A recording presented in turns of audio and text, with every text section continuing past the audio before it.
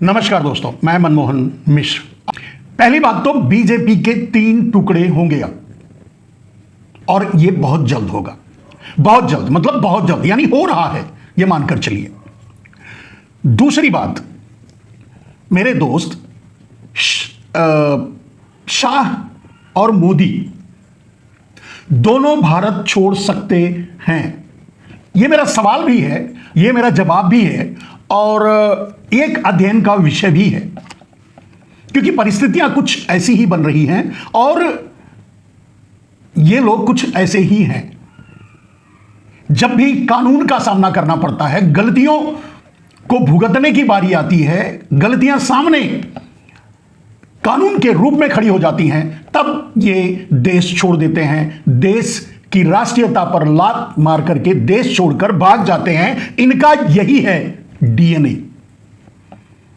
बताने की जरूरत नहीं, आप खुद समझते हैं, खुद जानते हैं। अगर आप देखेंगे कि भारत लूटकर और छोड़कर भागने वाले जितने भी हैं, उनमें से 80% इनका ही डीएनए है, तो आप अंदाजा लगा सकते हैं कि यह भी संभव है। मोदी और शाह भारत छोड़ सकते हैं।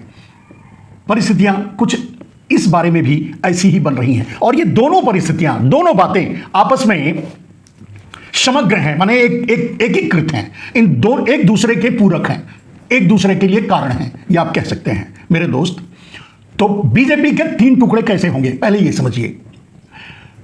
एक तो आरएसएस लेड बीजेपी। जितनी आरएसएस ने जितनी इंशर्टिंग की है, ओरिजिनल बीजेपी जो पहले थी, उसमें आरएसएस ने जितनी इंशर्टिंग की है, जितने लोगों को इंशर्ट करवाया है, इन करवाया है, या मतलब घुसाया है, या आरएसएस के जितने लोग घुसपैठ किए हैं बीजेपी, वैसे तो बीजेपी आरएसएस की ही है, लेकिन सिर्फ आरएसएस की नहीं, पूरे देश की है। आरएसएस का समर्थन न रखने वाले, आरएसएस को समर्थन न देने वाले, आरएसएस को न मानने वाले भी बीजेपी में हैं। और बीजेपी शुरू में आरएसएस के चंगुल में नहीं थी, वैसे आरएसएस नहीं बनाया, लेकिन अब ये आप नहीं कह सकते कि बीजेपी के सारे नेता, सारे के सारे कार्यकर्ता सबके सब चड्डी पहनते हैं, सबके सब चड्डी गैंग के से जुड़े हुए हैं, ऐसा नहीं है। इसके कुछ उदाहरण आगे मैं आपको दूंगा। तो बीजेपी के 3 टुकड़े होंगे। एक आरएसएस लेड बीजेपी। आरएसएस के द्वारा जो बीजेपी में लाए गए हैं, वो किसी भी कीमत पे कुछ लोगों को स्वीकार करने के लिए तैयार नहीं है, इसलिए वो अपना अलग गुट चाहते हैं। गुजरात लॉबी गुट बीजेपी। गुजरात लॉबी किसी को भी भाव नहीं देती। आज बीजेपी पर वर्चस्व गुजरात लॉबी का है। आरएसएस लेड बीजेपी भी कसमकस कर रही है, कसमसा रही है, छटपटा रही है, बाहर निकलने की कोशिश कर रही है। लेकिन सबसे बड़ी बात कि बिल्ली के गले में घंटी बांधेगा कौन, इस बात दोनों तीनों बीजेपी में चल रही है। तो यानी अभी तो पावर या ताकत सब कुछ गुजरात लॉबी वाली बीजेपी के पास है, और गुजरात लॉबी वाली बीजेपी देश के साथ बहुत बड़ा धोखा, अन्याय, ठगी सब कुछ किया है। पूरे देश को लूटकर गुजरात ले जाना चाहते हैं ये। इनका बस चले तो जूनागढ़ को ये दिल्ली उठाकर जूनागढ़ ले जाएं, यानी भारत की राजधानी जूनागढ़ बना दें। और आप देख ही रहे हैं कि पूरे देश के संसाधनों को लूट करके एक आदमी में समाहित, एक या दो चार चोरों में समाहित कर दिया गया। गुजरात के 2-4 चोरों में समाहित कर दिया गया, अडानी अंबानी जैसे लोगों में दे दिया गया। इससे भी त्रस्त है ओरिजिनल बीजेपी और आरएसएस लेड बीजेपी। इसीलिए मैंने कहा 3 टुकड़ों में बटेगी। तो गुजरात लॉबी अपना वर्चस्व छोड़ने के लिए तैयार नहीं है। इस हद तक कसम आपस में चल रहा है कि शाह और मोदी संसद आने की हिम्मत भी नहीं जुटा पा रहे हैं, कहीं संसद में ही बखेड़ा ना खड़ा हो जाए। और मोदी और शाह दोनों ने कुछ ऐसा इन दिनों में घटनाएं घटी है, और कुछ ऐसा उन्होंने किया है जो जंतर मंतर पे किया, जो छात्रों के साथ इतना बड़ा अन्याय किया, आपस में भी कुछ सामंजस्य बन नहीं पा रहा। इसलिए संसद से भागे भागे फिर रहे हैं मोदी और शाह दोनों, लेकिन अपना वर्चस्व खोना नहीं चाहते। आरएसएस लेड बीजेपी चाहती है कि कंट्रोल उनके हाथ में हो। लेकिन ओरिजिनल बीजेपी चाहती है, जो बीजेपी के पूरे देश के कार्यकर्ता हैं, पूरे देश के नेता हैं, पूरे देश के लोग हैं, वो चाहते हैं कि बीजेपी योगी लेड बीजेपी बने, योगी को लीडरशिप दी जाए। और इसी लड़ाई के चलते शाह और मोदी संसद से भाग रहे हैं, देश से भाग रहे हैं, देश के कामों और समस्याओं से भाग रहे हैं। आपने देखा मेरे दोस्त, यहां तक कि आसाम में बाढ़ ने कहर ढाया हुआ है। ना मोदी ना शाह किसी ने अपना चेहरा दिखाने नहीं गए। जंतर मंतर पे इतना बड़ा आंदोलन हुआ। मन की बात तो इंस्टाग्राम पे नरेंद्र मोदी ने की, लेकिन सीधे सामना नहीं कर पाए, बच्चों को न्याय नहीं दे पाए। एक उनकी मांग थी धर्मेंद्र प्रधान के इस्तीफे की, किसी तरह वो कर दिए, बाकी सब मन की बात में झूठ से काम चलाने की कोशिश किए। तो जब असम के इस आपदा की परिस्थिति में अगर उनका ढाढ़स नहीं बंधा पा रहे हैं, उनकी मदद नहीं कर पा रहे हैं, वहां जा नहीं रहे हैं, वहां उनको देखने की कोशिश नहीं कर रहे हैं, तो आप अंदाजा लगा सकते हैं कि किस पसो पेश में है गुजरात लॉबी। और गुजरात लॉबी का मतलब मोदी और अमित शाह, बस। बाकी तो इनके चेले चपाटे हैं, इनके नीचे रहने वाले लोग, जो और दूसरे प्रदेशों से भी इनकी चमचागिरी से जो मिल जाता है अपनी झोली भर लेते हैं, ऐसे लोग। अब प्रश्न यह है कि बीजेपी योगी के हाथ में जाएगी, बीजेपी गुजरात लॉबी पूरा अपना वर्चस्व और बढ़ा लेगा और सबको किनारे कर देगा, या बीजेपी आरएसएस लॉबी के हाथ में जाएगी। यहां दो बातें स्पष्ट हैं। ये बात जो राजनीति को अंदर से जानते हैं और कम से कम बीजेपी के अंदर तक रहे हैं और जानते हैं, मेरे जैसे लोग, उन्हें पता है कि ना तो आरएसएस और ना ही मोदी और शाह योगी को मुख्यमंत्री बनाना चाहते थे। पहली बार भी, दूसरी बार भी नहीं बनाना चाहते थे, दोनों ही विरोध कर रहे थे। योगी अपने दम पर मुख्यमंत्री बने और बने हुए हैं। अगर इनको अवसर मिल जाए तो उन्हें उठाकर जब चाहे, मतलब जैसे अवसर मिले उठा के फेंक दें, लेकिन वो कर नहीं पा रहे हैं और कर नहीं पाएंगे। और यही पेच फंसा हुआ है। आरएसएस लॉबी योगी को पसंद नहीं करती, गुजरात लॉबी योगी को पसंद नहीं करती, लेकिन बीजेपी के रेगुलर ओरिजिनल जमीनी कार्यकर्ता और बीजेपी के सारे नेता योगी को पसंद करते हैं। इसीलिए मैंने कहा कि बीजेपी के अब 3 टुकड़े होंगे। क्लियर? और ये होंगे, आप देख लीजिएगा। अब रही बात इन लोगों के गायब होने के पीछे का राज। मोदी और शाह गायब हैं। जिन समस्याओं पर जो उन्होंने किया जंतर मंतर पे, जो उन्होंने जुर्म ढाया बच्चों पे, जंजी पे, उस पर बोलना चाहिए, नहीं बोल रहे हैं। और कोई बड़ी बात नहीं है, बोल सकते हैं, नहीं बोलना चाहते, क्योंकि कोई ये समझे या ना समझे, हम जैसे लोग और नरेंद्र मोदी, शाह और देश के बड़े नेता इस बात को अब समझने लगे हैं कि जंतर मंतर से उठी आग की चिंगारी पूरे देश में भड़क चुकी है, जेन जेड से लेकर के जेन अल्फा तक।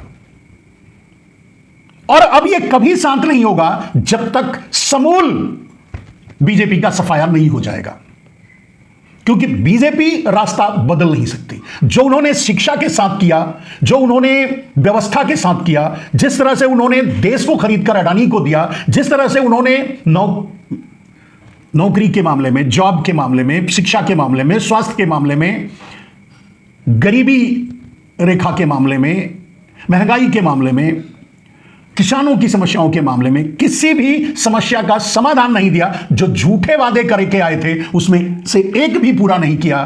तो अब जाने के अलावा कोई रास्ता बचा नहीं है। और यह गुजरात लॉबी अच्छी तरह जानती है कि उन्होंने जितना बड़े बड़े कांड कर चुकी है, उस कांड का अंतिम सिरा तिहाड़ जेल में ही खुलता है। तो फिर कहने की बात नहीं है कि इनका डीएनए यही कहता है कि जब तक भोग सको भोग लो, नहीं तो भाग लो। अभी भोग रहे हैं, और जैसे ही लगेगा कि अब भोग नहीं पाएंगे, विलासिता खत्म, तो भाग लेंगे। तो भागने का भी वक्त आ रहा है। संसद से गायब हैं, राज्यसभा से गायब हैं। मेरे दोस्त, देखना, देश को यह देखना होगा कि अब योगी लेड बीजेपी देश में बचेगी, जो असली बीजेपी है। आरएसएस लेड बीजेपी आगे बढ़ पाएगी, कब्जा कर पाएगी, जो उनका ख्वाब रहा है, पिछले दरवाजे से राजनीति करना और देश को लूटना। या फिर गुजरात लॉबी ऐसे ही देश को लूटती रहेगी। यह निर्णय अब बहुत जल्द हो जाएगा, सामने आ जाएगा। जंतर मंतर से जो उठा जनजट का आंदोलन, वो अब खत्म होने वाला नहीं है, वो अब गांव गांव तक पहुंचेगा। शिक्षा में आमूल चूल परिवर्तन होने तक ये जारी रहेगा, और वो इनके बस का नहीं, ये नहीं कर पाएंगे शिक्षा में बदलाव या शिक्षा को सार्वजनिक पर करना, ये इनके बस का नहीं है, ये जानते भी नहीं, इन्हें पता भी नहीं है। तो ये काम नहीं कर पाएंगे, तो भागने के अलावा रास्ता बचा क्या है? अब देख रहे हैं कि राहुल शायद कुछ दिनों में, एक दो दिन में प्रोग्राम करने वाले थे, छात्रों की गूंज जो शायद कोटा और देहरादून के बाद अब प्रयाग में करने वाले थे,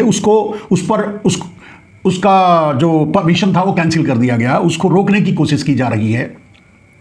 लेकिन वो रुके ना रुके, छात्रों को ये पीटें, भगाएं, गोली चलवाएं, AK-47 चलवाएं, पैलेट गन चलवाएं, कील ठुकी लाशियां चलवाएं, अपने आरएसएस के गुंडों से कुछ भी कर लें, अब वक्त आ गया है इनके राजनीतिक अंत का। राजनीति में अब इनके लिए कोई जगह नहीं बची है। इनको तय करना है कि भारत की कानून व्यवस्था का सामना करते हुए, भारत में कानून का सामना करते हुए अपने कर्मों को अच्छा या बुरा भोगेंगे या भागेंगे। दो ही रास्ते हैं, और आप जानते हैं इनका डीएनए भी यही कहता है कि भागेंगे, मैं जैसा समझता हूं। और इतिहास को भी देखोगे तो आपको यही मिलेगा। मेरे दोस्त,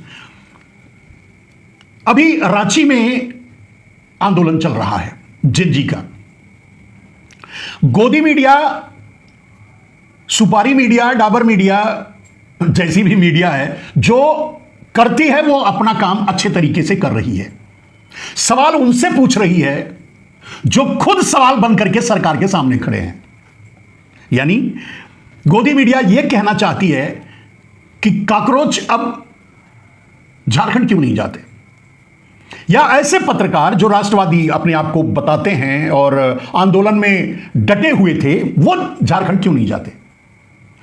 तो गोदी मीडिया के जवाब में झारखंड, मेरे ख्याल से ज्यादातर पत्रकार जो राष्ट्रवादी हैं, जिन पर भरोसा किया जा सकता है, जिन पर इस देश के सूचना तंत्र की जिम्मेदारी है, जो लोकतंत्र का खंभा बने हुए हैं, टूटे। एक तो खंभा, जो असली लोकतंत्र का खंभा जो था मीडिया, वो तो खत्म हो गया, लेकिन लोकतंत्र को संभालने के लिए जो खंभे की तरह खड़े हैं, वो झारखंड पहुंच चुके हैं।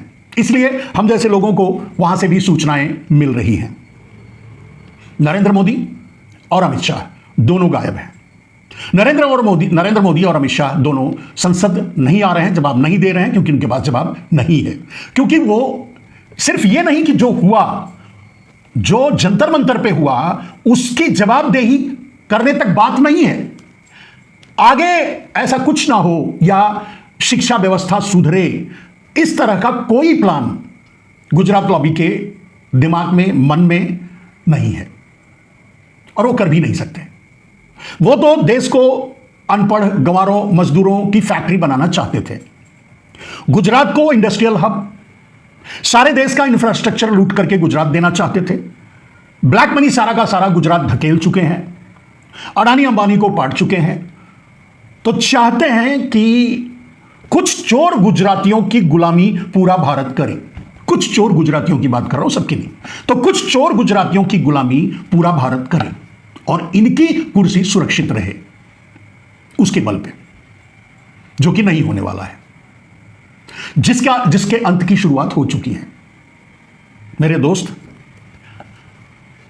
आज दो बातें तय हो चुकी हैं और क्लियर है। एक, बीजेपी को अब टुकड़े टुकड़े होने से कोई नहीं बचा सकता, और मोदी और शाह की राजनीति अब इस देश में नहीं चलेगी। उनके पांव उखड़ चुके हैं। कब और कैसे और कहां भागते हैं, ये वो खुद तय करेंगे।